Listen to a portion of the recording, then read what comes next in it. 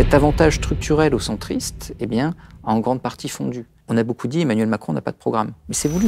La caricature, entre guillemets, est un élément nécessaire pour justement parvenir à mobiliser des troupes. Donc il faut assimiler la NUP à une forme d'extrême gauche, quelque chose qui va remettre en cause totalement le système et qui tout d'un coup va conduire à un effondrement global du système tel qu'il est perçu par tes électeurs. Je pense que le Rassemblement national, sauf à l'interdire, a sa place au Parlement.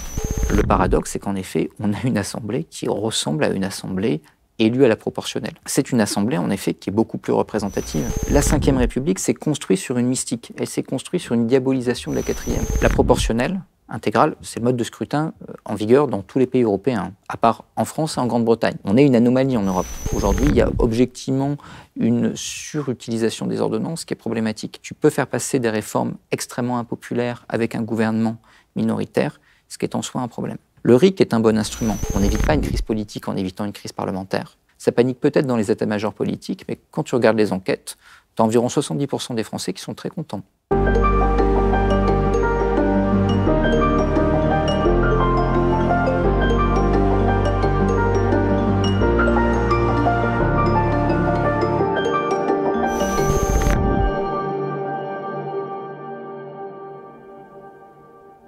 Benjamin Morel, bonjour. Bonjour.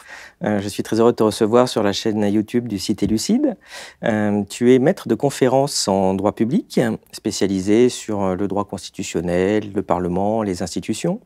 Donc la bonne personne pour parler un peu de la situation politique suite aux élections législatives. On a vu la survenance de quelque chose d'assez rare sur la Ve République, c'est-à-dire un parti n'a pas la majorité après les élections. Mais on parle parfois aussi d'une majorité relative. Alors bon, parfois on ne comprend pas très bien finalement quelles sont les conséquences concrètes de cette nouvelle situation. Alors, il faut comprendre qu'une majorité relative, déjà, qu'est-ce que c'est? Une majorité relative, c'est quand vous n'avez pas la moitié de l'Assemblée qui appartient à un seul groupe ou à un seul ensemble de groupes qui soutiendra un gouvernement.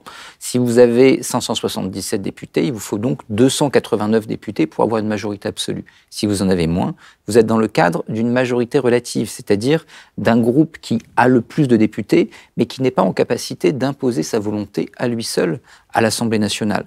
Alors c'est déjà arrivé sous la Ve République, ça arrive au tout début de la Ve République, et d'ailleurs à une époque où Michel Debré, qui est la vraie plume de la Constitution, pense que ce sera la règle, tout bêtement, parce que Michel Debré a comme vision les assemblées de la 4e et de la 3e République, dans lesquelles vous n'avez absolument jamais de majorité absolue. Et donc notre Constitution est quand même, et peut-être est-ce qu'il faut se rassurer par rapport à ça, était écrite justement pour gérer ce type de situation. On a tout mis dans le texte pour que justement ce soit gérable. Il y a d'autres périodes qui vont être des périodes un peu d'entre-deux. Par exemple, les majorités de la fin des années 70 dans les mains de Valéry Giscard d'Estaing sont des majorités à dominante chiracienne, gaulliste, donc pas forcément en grande adéquation avec le président de la République. On a une majorité absolue, mais elle est fragile. Et ensuite, il y a une grande période d'absence de majorité absolue sous la Ve. C'est la période de 1988 à 1993, où les gouvernements Rocard, Bérégovoy, Cresson n'auront pas de majorité absolue et seront tentés de gouverner. Qu'est-ce que ça implique de manière pratique, si on se reporte par exemple à cette période-là? Eh bien, ça implique que sur chaque texte, vous devez trouver une majorité. Étant donné que vous n'avez pas vos 289 parlementaires du groupe parlementaire majoritaire qui sont au garde à vous pour voter vos textes, eh bien le gouvernement doit aller chercher. Il doit aller chercher un certain nombre de députés indépendants, plus ou moins proches de lui, pour voter texte par texte. Parfois ça passe, parfois ça casse, et même si, du point de vue, je parlais tout à l'heure de 1958, de Michel Debré, du point de vue des règles constitutionnelles, on a tout fait pour que le gouvernement ne tombe pas, il est assez peu probable que le gouvernement d'Elisabeth Borne tombe.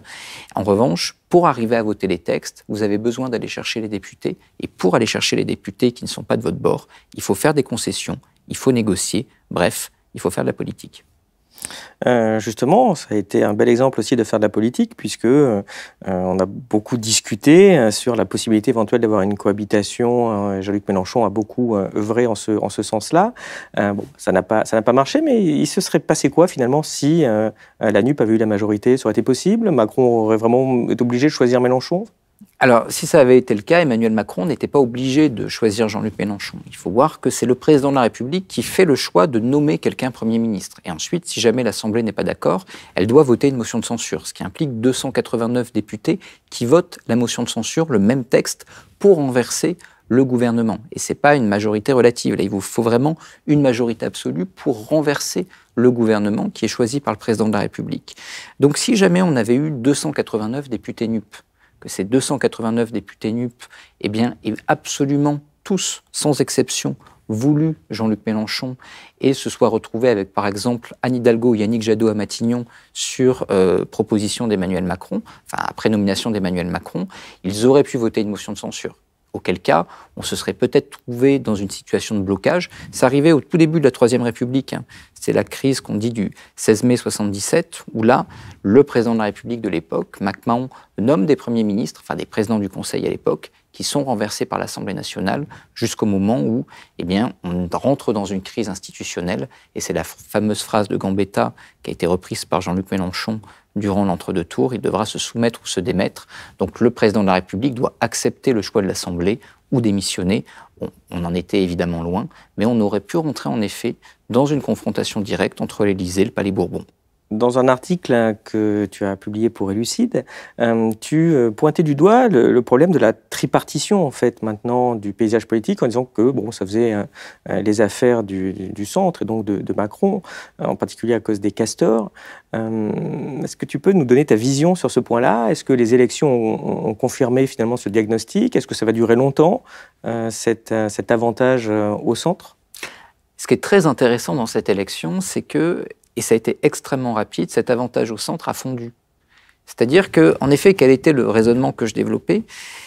Il est assez simple, c'est-à-dire que notre système politique est organisé pour une bipolarisation de la vie politique. Et donc, vous aviez la gauche, vous aviez la droite, et le mode de scrutin faisait qu'on avait des vagues majoritaires de gauche, de droite, etc.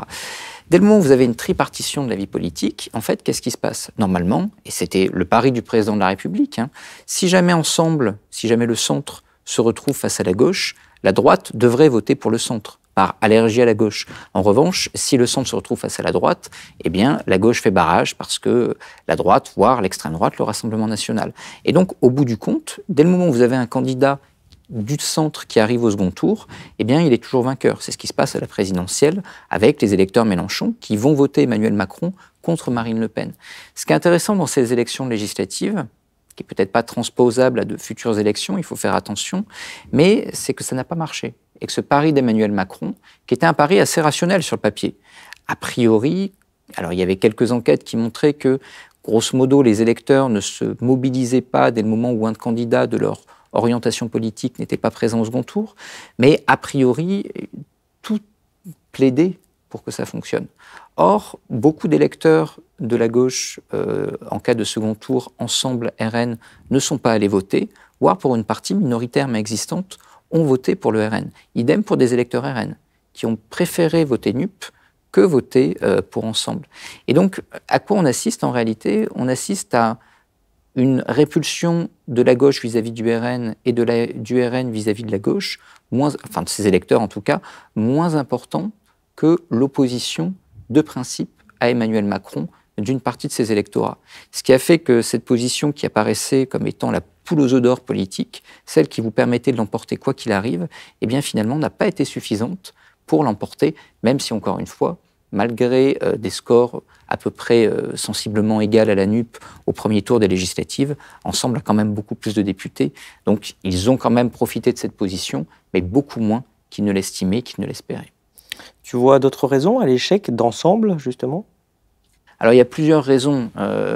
La première raison, c'est justement qu'à trop parier sur les castors, tu citais tout à l'heure la question du double castor, le castor de droite qui s'oppose à la NUP et le castor de gauche qui s'oppose au RN, eh bien, en fait, Emmanuel Macron a fâché les deux castors.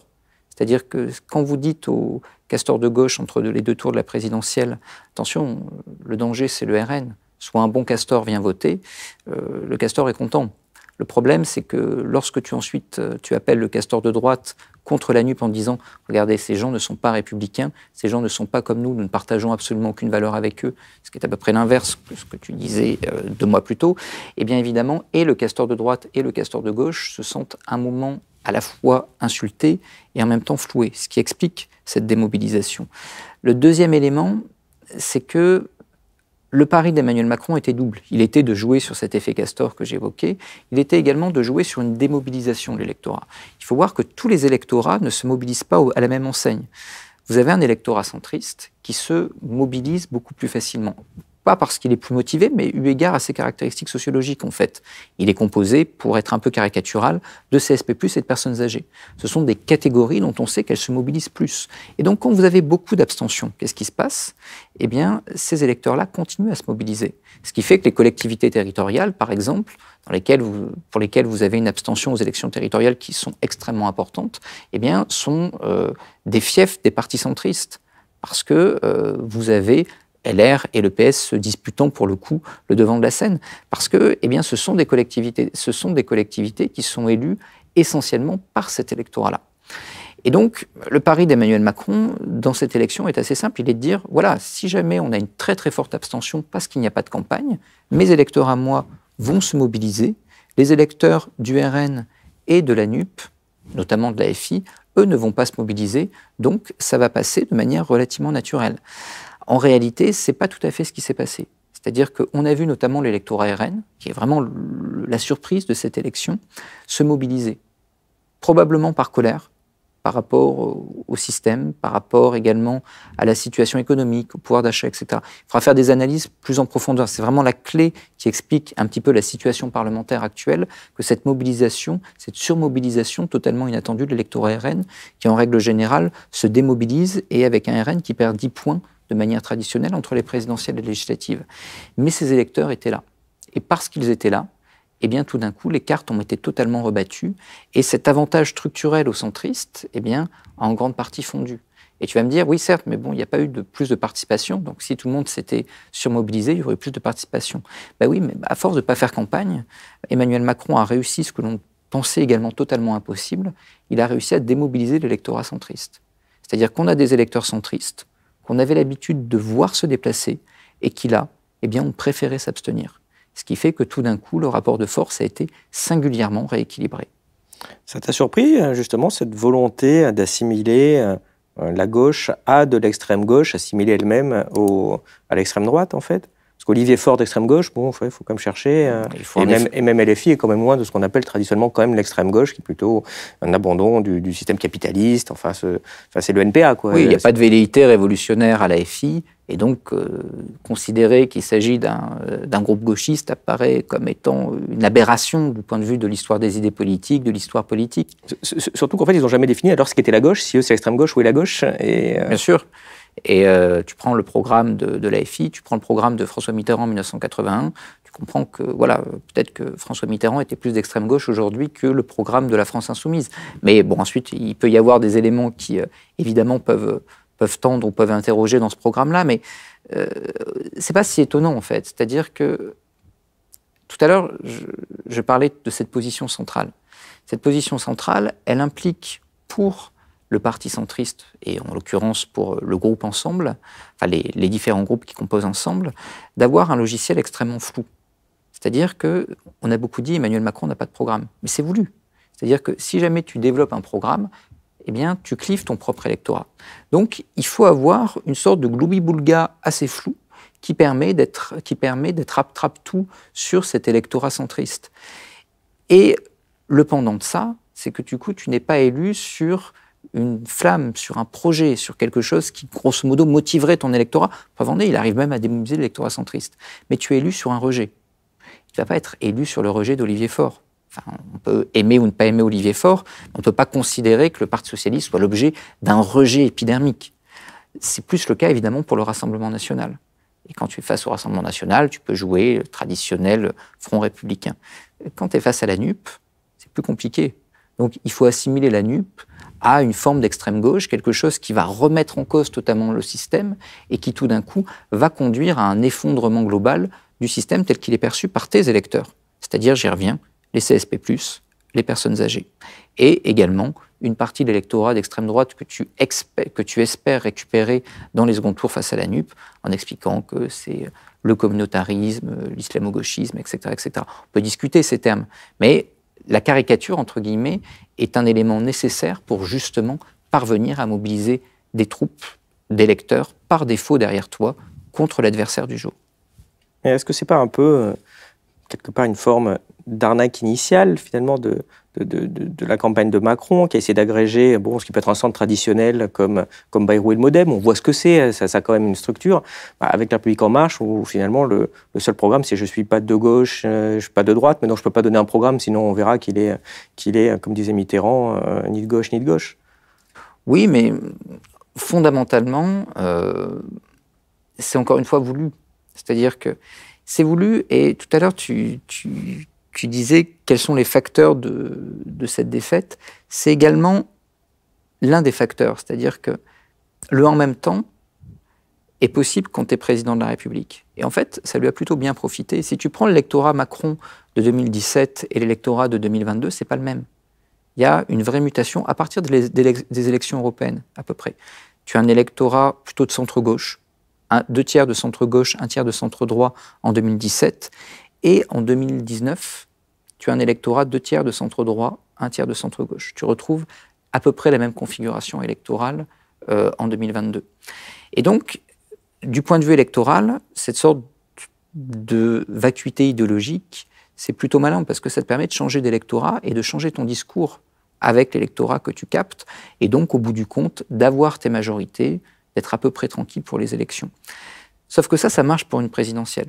La preuve en est, il a été élu. Pour une législative, c'est plus compliqué, parce que tu as un système de circo. Et donc, les députés LREM élus en 2017 dans des circos de gauche, de manière aisée, princière, qui se retrouvent dans ces mêmes circonscriptions de gauche en 2022, ça devient beaucoup plus compliqué parce que c'est toujours des circos de gauche. Alors certes, Emmanuel Macron, c'est facile, il a été récupéré des électeurs de droite ailleurs et donc ça a compensé. Et pour ces députés-là, plus compliqué. D'où la chute en cascade de députés qui étaient des députés élus dans des circos de centre-gauche ou dans des circos de gauche et qui se retrouvent battus les uns après les autres parce que tout d'un coup, eh bien, ils sont dans des terres qui étaient des terres conquises qui deviennent des terres de conquête. Et tu expliques en grande partie pourquoi une grande partie de la majorité a été décapitée. Richard Ferrand, Christophe Castaner, etc., qui étaient vraiment les symboles de ce macronisme conquérant de 2017, et qui tout d'un coup se retrouvent dans des circonscriptions qui deviennent des sièges éjectables.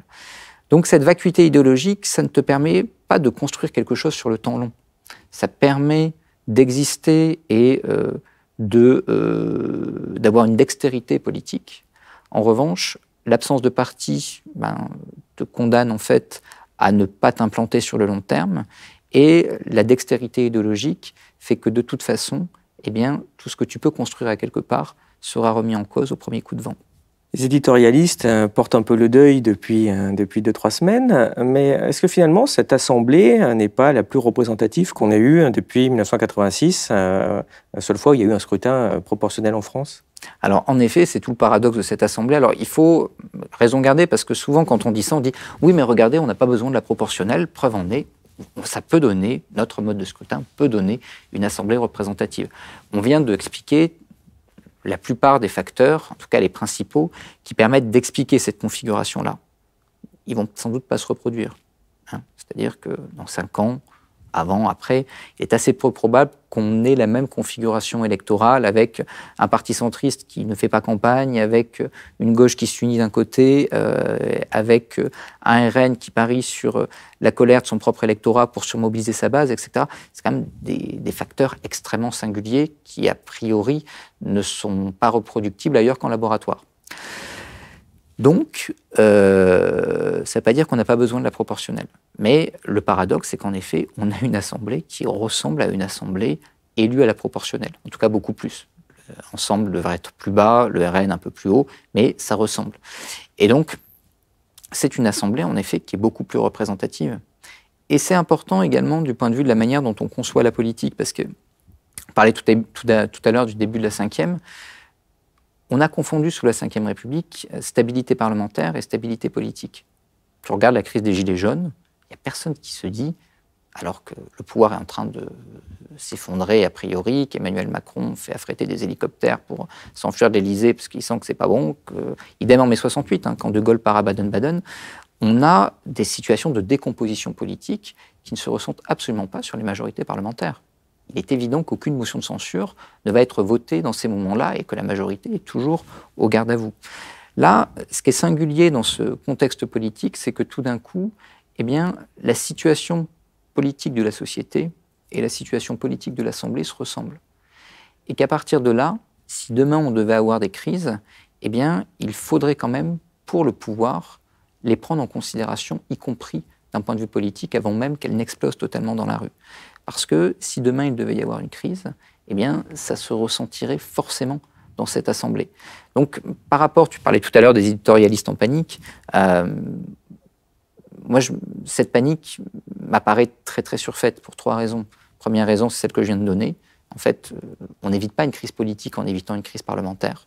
On ne fait qu'au mieux poser un couvercle sur la cocotte minute et le jour où elle vous explose à la tête, ben vous disiez « Ah, mais zut, il n'y a personne pour me voter une motion de censure, je ne comprends pas ». Le deuxième élément, c'est que, comme je l'évoquais tout à l'heure, la Constitution de la Ve République a été faite, écrite pour gérer ça. Et a priori, elle ne devait même gérer que ce type de situation.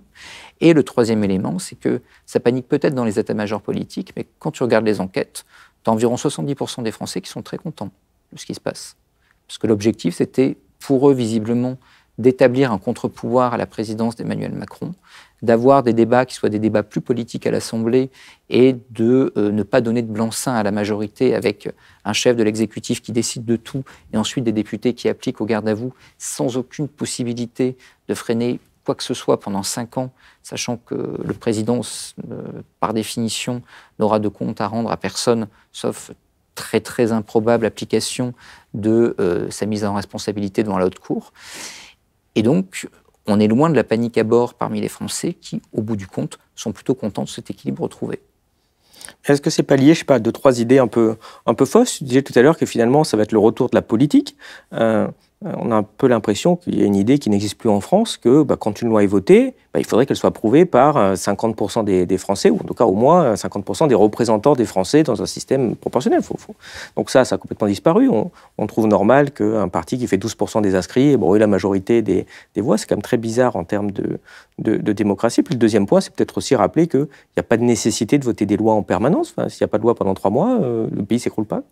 Sur ton premier argument, enfin sur les 2 arguments, je suis en accord parfait. Sur ton premier argument, il est évident que on se leurre en pensant qu'une loi, grosso modo, qui est soutenue par une minorité de l'électorat, va avoir une portée qui ensuite sera une portée consensuelle dans l'ensemble de la société. Il y a des études qui ont été faites, notamment sur les modes de scrutin, qui montrent que, par exemple, les politiques publiques en Allemagne sont beaucoup mieux reçues. Pas parce qu'elles sont meilleures. Bon, je ne suis pas un spécialiste de politique publique et je me garderais bien de porter un jugement sur ce sujet-là, mais tout bêtement parce que quand tu as une coalition en Allemagne, tu as à peu près un Allemand sur 2 qui a voté pour les partis qui sont membres de la coalition. Et donc déjà, la politique publique ressemble beaucoup plus à ce que voudrait en faire une majeure partie de la population. Et ensuite, quand tu as voté pour un parti, et que ton parti est dans le gouvernement, au moins dans la coalition majoritaire, tu te sens un peu mieux représenté, et donc tu as un regard plus amène vis-à-vis des politiques publiques qui sont menées. Et tu te dis, ok, c'est quand même un peu mon choix, et donc ce faisant, je vais y regarder à 2 fois avant de critiquer. Et donc ça crée une cohésion politique beaucoup plus large que quand tu donnais les chiffres, tu as 12% des inscrits. Alors là, c'est 12% des inscrits, ils n'ont pas de majorité absolue, mais en 2017, il faut voir que c'est 17% des inscrits qui votent au premier tour pour les listes, pour les députés LaREM-MoDem. Et ça donne 60% des députés. Donc cet effet de distorsion est fondamentalement problématique. Et ensuite, sur ton deuxième argument, en effet, c'est-à-dire qu'on a le sentiment que, grosso modo, il faudrait faire des lois. Et pour les politiques, c'est assez aisé en réalité. Prends par exemple le sujet de la sécurité. Le sujet de la sécurité, grand serpent de mer, etc. L'insécurité partout, peut-être, j'en sais rien, c'est pas le débat. Mais lors de la dernière année de la dernière législature, on a eu 3 lois sur sécurité et justice. Et c'est très très facile pour le politique. Tu dis, voilà, il y a un problème, j'ai la solution. Vous allez voir, je vais faire une loi et cette loi va régler les problèmes de sécurité publique. Tout d'un coup, parfait, vous pourrez traverser la rue sans aucune crainte, tout ira bien. On sait que les problèmes sont plus complexes. C'est lié à la fois à une question normative, d'application de la norme, de budget évidemment, et qui plus est l'aspect sécuritaire et multifactoriel. Bref, des choses qui, pour être traitées, te demandent ce que tu n'as pas ou ce que tu ne veux pas avoir. Ça, je laisserai d'autres répondre à la question. De l'argent et une vraie volonté politique. C'est beaucoup plus facile de faire passer une loi. Qu'est-ce qu'elle fait, ta loi? Elle modifie des dispositions abscons qui ont été modifiées par la précédente loi, qui elle-même était modifiée par la précédente loi, etc. Donc en fait, on tourne en rond sur des textes qu'on rédige mal parce qu'il faut les rédiger vite, avec des éléments extrêmement, je dirais, tête d'épingle du droit parlementaire, mais avec des procédures accélérées, etc., qui font qu'en fait, les parlementaires n'ont même pas le temps de débattre. Souvent, ils voient le texte arriver, ils n'ont pas eu le temps de le lire, de l'étudier avant même de le voter. Et dans cette configuration-là, les parlementaires se retrouvent dans une situation où ils surlégifèrent pour de simples raisons politiques. Parce que quand tu légifères, tu donnes l'impression de faire quelque chose. Mais c'est pas bon. D'abord parce que tu écris un droit qui n'est pas du bon droit et que, du coup, ça crée de l'insécurité juridique, etc. Quand tu crées de l'insécurité juridique, quand tu rédiges un droit qui n'est pas clair, tu donnes le pouvoir à deux organes qui ne sont pas élus. L'administration qui prend les décrets d'application et le juge. Beaucoup, le juge fait ce qu'il veut, mais en fait, le juge fait souvent ce qu'il peut par rapport à des normes qui sont totalement abscons. Et le deuxième élément, c'est que tu crées de la désespérance, tu crées un sentiment d'impuissance du politique, d'impotence du politique. Parce que si évidemment on fait une loi sur la sécurité tous les 15 jours et qu'au bout du compte, les Français ne se sentent pas plus en sécurité et pas mieux écoutés sur ce sujet-là, quelle est leur seule option? De dire, grosso modo, on ne peut rien faire en matière de sécurité, sauf si on fait exploser le système et tu enrichis qui le complotisme, qui le vote Rassemblement national, ce que tu veux. Mais en tout cas, tu ne fais pas triompher la démocratie. Justement, en termes de démocratie, cette élection a été marquée par une abstention, si ce n'est record, il y a eu un tout petit peu plus dans des élections précédentes, mais enfin très très forte, en particulier chez les jeunes, plus de 70% n'ont pas voté. C'est un symptôme finalement d'une démocratie très malade. Tu as beaucoup réfléchi aussi à des propositions de réforme. Quelles sont tes principales propositions pour améliorer le système institutionnel? Alors, j'avais fait une note pour l'Institut Rousseau dans laquelle j'avais proposé pas mal de réformes diverses et variées. Je crois que la principale et quand même la plus importante, c'est de modifier le mode de scrutin.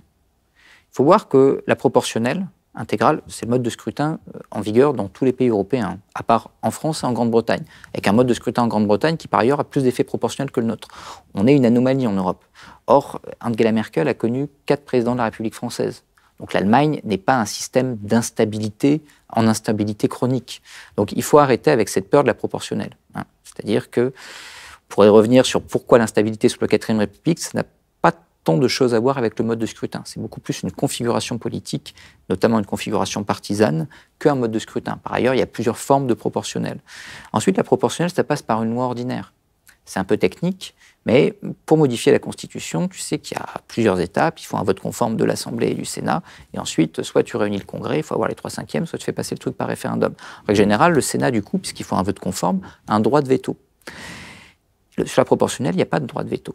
Alors quand Emmanuel Macron dit lors du précédent quinquennat « je n'ai pas pu modifier les institutions parce que Gérard Larcher ne voulait pas », en réalité, c'est du pipeau. Tout bêtement, parce que, il suffisait d'une loi ordinaire. Et le record pour voter une loi ordinaire sous la 5e République, c'est 3 jours. Premier report de l'état d'urgence sécuritaire en 2015.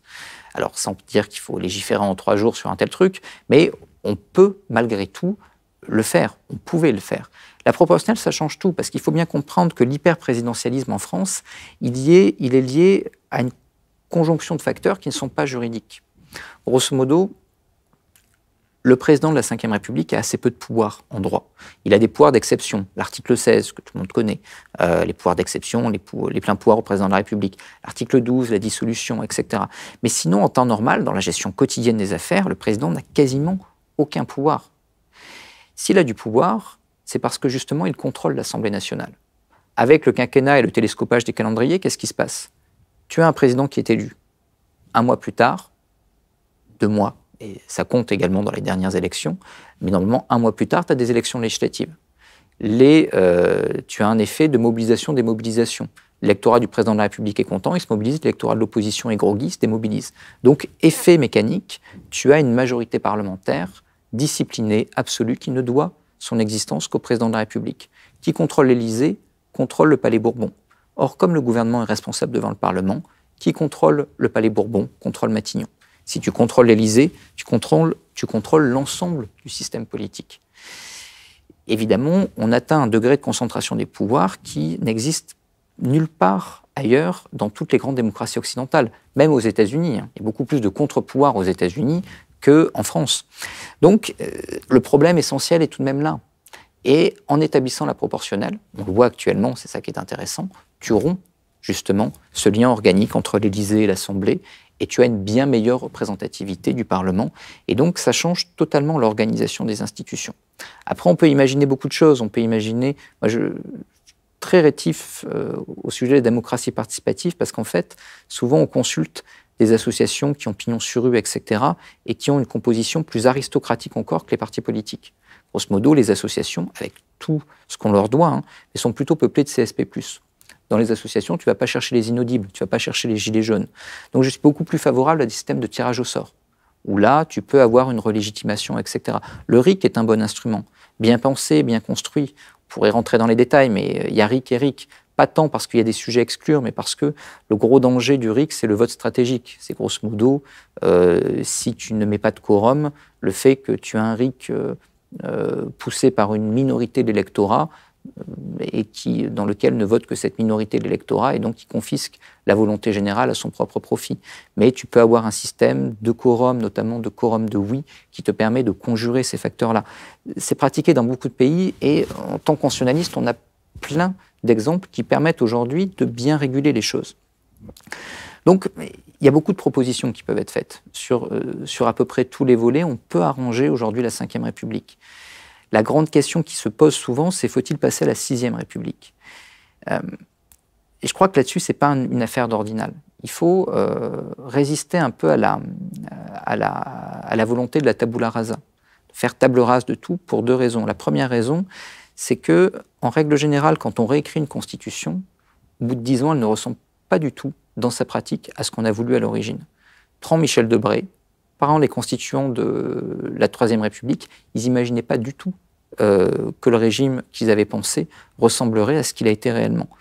L'avantage d'une constitution qui est une constitution déjà écrite, que tu peux amender à la marge, ensuite tu mets 6, tu mets 5, tu mets ce que tu veux, ça n'a pas d'importance, c'est que déjà, on a une bonne pratique de l'équilibre des normes qui permet de savoir beaucoup mieux où on va avec ce que l'on a.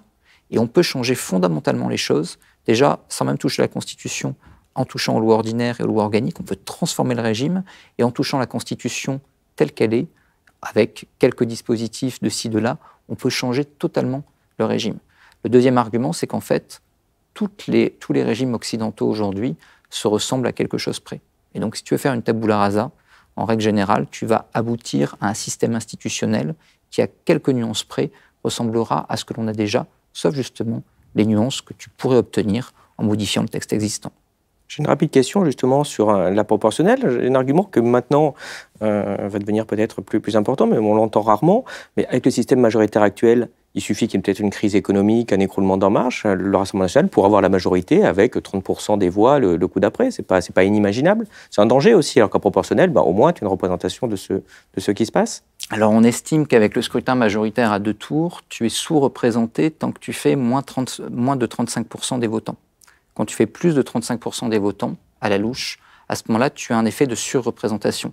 Donc en effet, si le Rassemblement national demain devait passer ce palier, eh bien, il n'y a aucune raison de penser qu'il n'y aurait pas d'effet de surreprésentation du Rassemblement national et qu'in fine, il n'est pas de majorité absolue. L'idée, alors, faut être, moi je pense que le Rassemblement national, sauf à l'interdire, a sa place au Parlement. Et que donc la proportionnelle doit justement lui permettre d'avoir une représentation qui est une représentation juste.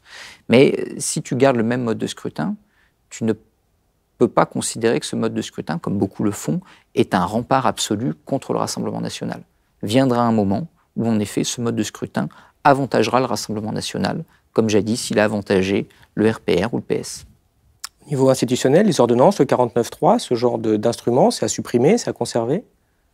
Alors, les ordonnances peuvent être utiles, mais il faut les encadrer.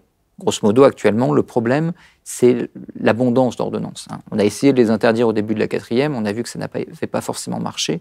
L'important, c'est de pouvoir les contrôler. Et l'important, c'est de pouvoir en limiter la portée. Aujourd'hui, il y a objectivement une surutilisation des ordonnances qui est problématique. Le 49 alinéa 3, à ce stade-là, est d'une unité relativement faible. C'est-à-dire qu'au vu des majorités pléthoriques au Parlement,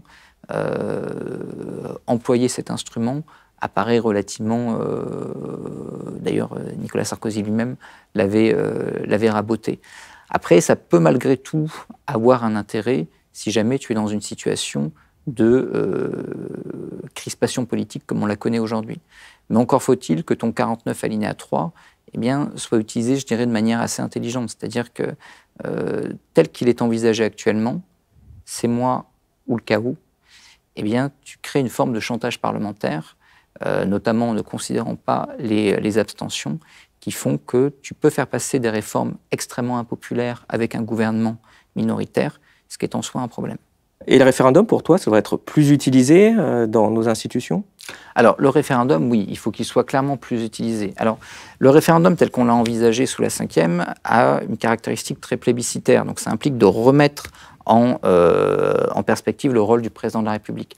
Moi, je crois plutôt, encore une fois, pas mal au RIC. C'est-à-dire qu'avec le RIC, on pourrait, si c'est bien construit, bien pensé, on pourrait vraiment arriver à construire une capacité de remonter des problèmes et de vote des Français sur les sujets qui sont les sujets premiers. Il y a également la question du RIC veto qui m'apparaît extrêmement important. C'est-à-dire que si jamais l'Assemblée nationale prend des dispositions, vote une loi qui apparaît fondamentalement impopulaire et contraire à la volonté générale, le RIC veto permet d'y faire pièce. Et ça, en démocratie, ça peut être un vrai plus. Bien, merci. On arrive au bout de cet entretien. Je vais te poser notre dernière question traditionnelle. Qu'est-ce qui, selon toi, est connu de peu de personnes et qui mériterait d'être connu de tous? Écoute, je crois qu'il faudrait qu'on connaisse un peu mieux notre histoire constitutionnelle, et notamment l'histoire de la 4e. Il faut voir que la 5e République s'est construite sur une mystique, elle s'est construite sur une diabolisation de la 4e. Qu'est-ce qui marche mal sous la 4e? C'est pas le mode de scrutin, c'est pas tant les institutions, c'est qu'en fait, tu as 40% de l'électorat qui ne peut pas rentrer dans le champ des partis de gouvernement. On ne s'allie pas avec les communistes depuis 1947 parce que guerre froide. Quant aux gaullistes, ils sont vus comme étant pestiférés, d'abord parce que De Gaulle ne veut pas s'allier avec les autres partis de la 4e, et ensuite parce que ils refusent le jeu des institutions. Et donc tu as des partis centristes, entre guillemets centristes, qui sont contraints de s'entendre sur une partie de l'électorat très limitée. Et cette partie de l'électorat, elle va de la SFIO à la droite, avec qui plus est des positions très radicales à l'époque. La SFIO n'a pas renoncé au marxisme et à la collectivisation des moyens de production. Quant à la droite, c'est la droite pro-Algérie française. Donc ces gens-là doivent se mettre d'accord, et évidemment, ça ne fonctionne pas. Et évidemment, du coup, il y a des crises et il y a des gouvernements qui s'effondrent. Et donc, du coup, on part d'une réflexion aujourd'hui sur cette 4e République avec des outils conceptuels qui sont des outils purement institutionnels, qui ne permettent pas de la comprendre, mais qui font qu'on en tire des leçons pour nous aujourd'hui. Et paradoxalement, il y a des leçons à tirer de la 4e République, parce qu'aujourd'hui, on est en effet un peu dans le même schéma politique. Mais les leçons à tirer, elles sont justement sur le fonctionnement de ce schéma politique, et absolument pas sur les outils institutionnels, avec une 5e qui a été pensée justement pour gérer ce type de situation.